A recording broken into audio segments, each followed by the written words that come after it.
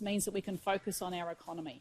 And when I look around and I see families out there enjoying the school holidays, that's the sort of Queensland I want.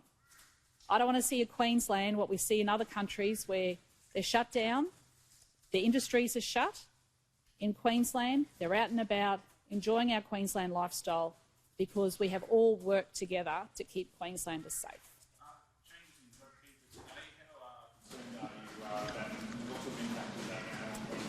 Yeah, I might get the Treasurer to say a few more words about that, but of course we're very concerned. This has kept a lot of people gaining some income whilst they're going through some very tough times. And as that comes off, it's going to have a big impact on families. So I might let the Treasurer address that, and then I'm happy to take any other questions. Thanks, Premier. Just very briefly add to that. The federal government needs to be extremely careful with what it does with JobKeeper.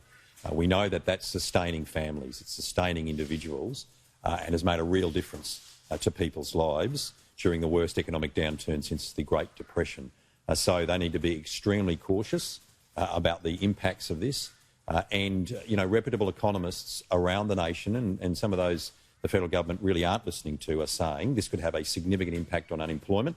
Unemployment could rise. That's why we have factored in a rise of unemployment in Queensland, precisely because JobKeeper is coming off. So we'll see how this rolls out over the next quarter in particular, but now is not the time to stop stimulating the economy. Now is the time for all governments to stand up, because the private sector has fallen down. Now is the time for all governments to stand up, to invest and to borrow if they need to create infrastructure, to build facilities like this amazing new police facility, and also create jobs. The lead for industry attraction funds is the Department of State Development, and that's what I did when I was the Minister for State Development. I, of course, got Qantas to Queensland to build their first pilot training academy at Toowoomba. That was a genuine investment we made to create jobs in aviation for the future. So those questions probably need to be put to Minister Jones. But yes, we would love to see more Qantas jobs in Queensland. Our first priority is to save Virgin jobs, and we know they are at threat because of the LNP's decision to slash and cut the funding commitment to Virgin. So we're going to fight to save thousands of Virgin jobs, and we will fight to get as many Queensland Qantas jobs as possible in the future. Okay? To the Premier. Like Mr. Patrick, and then Lydia, and that's we might head on later.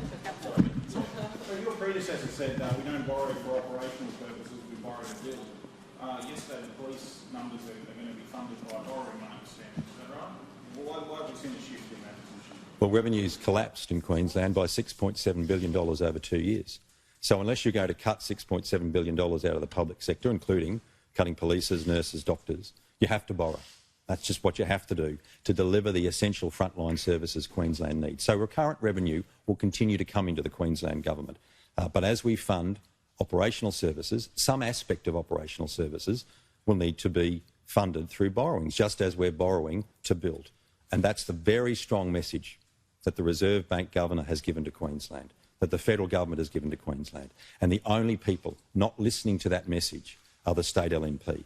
They've said they're not going to borrow anymore, so they need to find an answer to what has happened to the $6.7 billion drop in revenue. They need to find an answer to that. They also need to find an answer to $30 billion in unfunded election commitments. They've said they're not going to borrow any more money. They said they're not going to increase taxes, just like our government.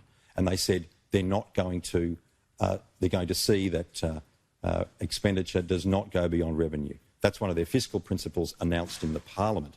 So the only way you can do that is to cut. And we need to know cut what, cut when, cut who, cut how.